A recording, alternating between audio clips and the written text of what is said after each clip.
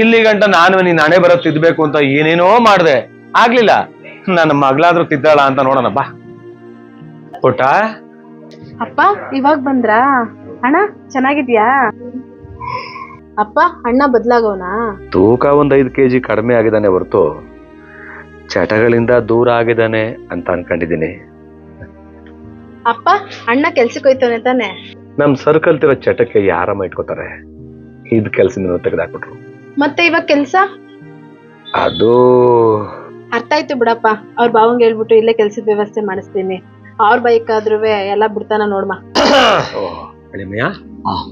ಈಗ ಬಂದ್ರ ರೀ, ನಾಳೆಯಿಂದ ಅಣ್ಣ ಇಲ್ಲೇ ಕೆಲಸ ಮಾಡ್ತಾರೆ. ಹಾ ಮತ್ತೀಗ ಇದ್ದದ್ ಕೆಲ್ಸ ಆಮೇಲೆ ನಾನೇ ಎಲ್ಲ ಹೇಳ್ತೀನಿ.